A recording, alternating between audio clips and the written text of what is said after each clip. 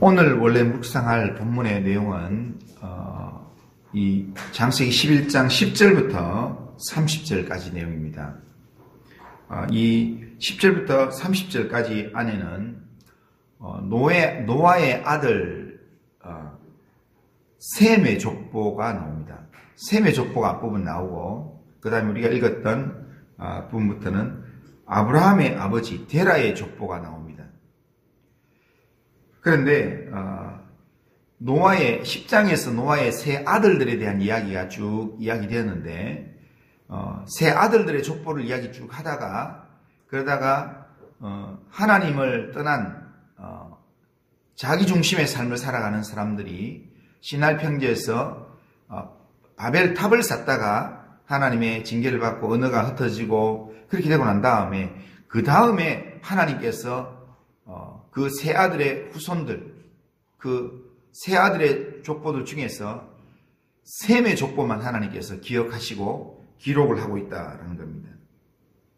그러니까 셈, 함, 야벳 중에서 하나님의 이름을 기억하고 하나님을 경외하는 사람 셈의 족보만 하나님께서 기록을 하고 있는 것처럼 데라의 족보에서도 데라도 3명을 낳습니다. 데라도 3명을 낳지만 그러나 그 아들들 가운데 성경이 주목하는 것은 누구냐면 아브라함이라는 겁니다. 그러니까 우리가 세상적으로 어떻게 영향이 있고 대단하게 산다 할지라도 그게 대단한 삶인 것처럼 보이지만 하나님 앞에서는 하나도 기록되지도 않고 기억되지도 않는 계산되지 않는 삶이 될 수 있다는 것. 그것을 우리가 먼저 생각해야 되고요. 또 하나는 이제 12장부터 아브라함의 이야기가 본격적으로 나옵니다. 아브라함이 가나안 땅을 가고 거기서 또 자식을 낳고 그렇게 지내는 아브라함, 믿음의 조상 아브라함에 대한 이야기가 창세기 25장까지 나가는데요. 그런데 아브라함에 대한 소개가 오늘 11장에 나오는 내용입니다. 아브라함에 대한 소개를 먼저 족보에 대한 소개를 하면서 아브라함이 이런 가정에서 이렇게 태어나서 그렇게 지금 하나님의 부름을 받아서 가나안 땅에 들어가게 됐다라는 것을 이야기하는 겁니다.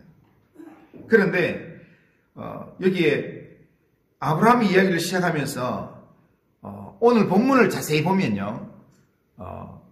하나님께서 아브라함을 부르시는 그때의 주체가 누군가라는 겁니다. 아브라함이 가정의 가장이 아니고 데라가 가장이라는 겁니다. 그러니까 아브라함이 하나님의 말씀을 따라서 이렇게 하나님의 말씀에 순종해서 나가려고 하는 그때에 실제 모든 걸 주관할 수 있는 주관자는 누구냐면 가정의 결정권자는 누구냐면 데라였다는 겁니다. 그래서 오늘 본문은 데라의 족보는 이러하니라 이렇게 말씀하고 있다는 겁니다. 아브라함이 이후에 보면 갈대아 우르를 아브라함의 가족들이 갈대아 우르를 떠나서 하란을 거쳐서 가나안 땅 오게 되는데요. 그런데 그 본문에 의하면 지금 누가 주도를 하는가 하면 데라가 주도를 한다는 겁니다. 그런데 여호수아 24장에 보면 데라는 뭐 하는 사람이었는가 하면 데라는 우상을 만들어 파는 사람이었습니다. 여호수아 24장에 보면 갈대아 우르에서 다른 신을 섬기던 사람이 이게 데라였는데 그런데 그가 아브라함의 가정에 지금 가장으로 지금 있다는 겁니다. 자, 이런 상황처럼 우리 그리스도인들이 세상 가운데서 하나님 말씀에 순종하고 살려고 하는 그때에 그런데 우리의 인생에 눈에 보이는 실제적인 주관자들, 실제적인 이 결정권자가 내가 되면 내 마음대로 말씀 정해진 대로 말씀 순종하고 그냥 믿음으로 가고 이러면 되는데 그런데 내 위에 누가 있는가 하면 하나님을 잘 모르는 나만 바라보고 있는 그런 세상 사람이 내 위에 있다는 겁니다. 직장에서 보면 직장 상사가 있고 또 가정에서 하나님 잘 모르는 가장이 있고 그래서 그리스도인으로서 하나님 역사를 이루는 삶을 살려고 결단하고 그리고 이렇게 새롭게 시작하려고 하지만 막상 이 삶의 현장에서는 내 의지대로 할 수 없는 그런 상황들이 있다. 이게 오늘 우리가 살아가는 현실들입니다. 아브라함의 현실입니다. 그러나 주도권이 아버지 데라에게 있음에도 불구하고 하나님은 누구한테 이야기하는가 하면 데라한테 이야기하는 게 아니라 아브라함한테 이야기한다는 겁니다. 아브라함한테 이야기하셔서 말씀을 따라 순종해라. 그러면 내가 복의 근원이 되게 해주겠다. 내가 너를 축복하는 자에게 내가 축복을 하고 너를 저주하는 자에게 내가 저주하는 그런 복이 되게 해주겠다. 네 민족을 창대하게 해주겠다. 그렇게 말씀한다는 겁니다. 오늘 우리의 삶의 현장에서도 주도권이 내가 아닌 다른 사람에게 있지만 그럼에도 불구하고 하나님은 누구한테 이야기하시는가? 나한테 하나님 말씀대로 살아라 라고 말씀해 주신다는 겁니다. 하나님은 내가 하나님의 말씀에 이런 상황에도 불구하고 하나님 말씀에 순종함으로 믿음으로 살기로 그렇게 원하시고 그렇게 믿음의 살기로 믿음으로 살기로 결단하면 하나님께서 우리의 삶의 모든 부분들을 인도해 가신다는 겁니다. 아브라함은 아버지가 주도권을 가지고 하란에 거했지만 거기 함께 주저앉기를 원치 않았습니다. 갈대아 우르에서 하란까지 왔지만 그러나 아브라함은 하나님께서 말씀하시는 내 고향과 친척과 아버지 집을 떠나라 라고 하는 그 말에 아버지 집을 떠나기로 과감하게 결정하는 겁니다. 그렇게 해서 아버지의 말보다는 하나님의 말씀을 더 신뢰하고 순종하는 결정을 하게 됩니다. 그것이 믿음의 조상 아브라함이었습니다. 그리고 아브라함이 말씀에 순종하기 전에 아브라함의 상황이 어땠는가 하면 오늘 30절은 이렇게 이야기합니다. 사례는 임신하지 못함으로 자식이 없었더라. 그러니까 핸디캡을 가지고 있다는 겁니다.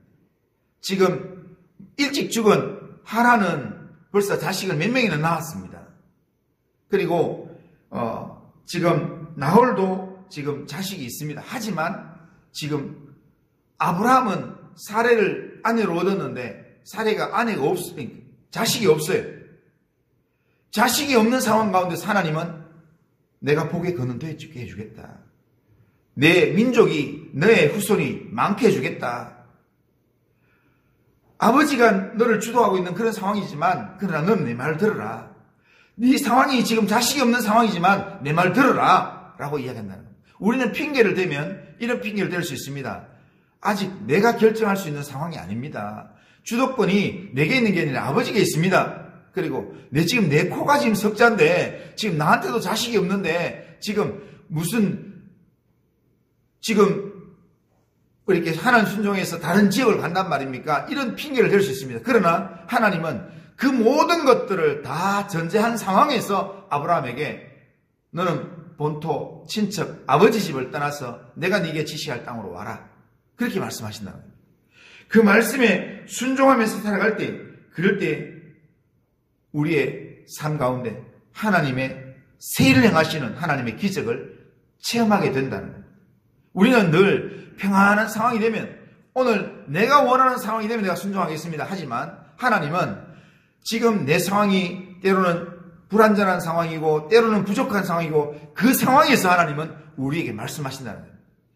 그 상황에서 우리에게 말씀할 때 그 상황에 내가 순종할 때 그럴 때 우리는 평안하지 않고 부족함이 있는 이 상황에서 내가 하나님 말씀에 순종할 수 있을 때 그럴 때 우리는 평안한 상황에도 하나님 앞에서 순종하는 그런 믿음이 생기게 된다는 사실입니다. 오늘 우리의 주어진 삶에서 하나님은 우리의 상황이 어떠하든지 간에 하나님은 오늘 우리에게 말씀하시는 하나님이십니다. 우리의 걸음을 인도하시면서 우리가 있는 삶의 자리에서 하나님의 말씀을 기억하고 하나님을 기억하고 하나님 말씀대로 살기를 원하시는 분이 하나님이라는 겁니다. 그렇게 살아가는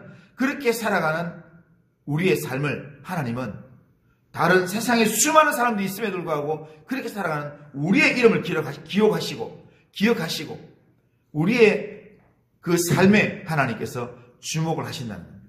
노아의 아들들의 후손들이 많이 있었지만 하나님께서 그 하나님이 기억하시는 셈의 족보만 하나님께서 기억하시고, 이 데라의 자녀들이 있었지만 하나님께서 특별한 아브라함의 자녀들, 아브라함만 하나님께서 기억하시는 그 모습을 우리가 기억하면서 오늘도 하나님이 기억하시는 사람, 하나님이 주목하시는 삶을 오늘도 살기 위해서 오늘도 믿음의 결단을 하고 믿음의 삶을 살아가는 우리 모든 성도님들 다 되시기를 주님의 이름으로 축원합니다.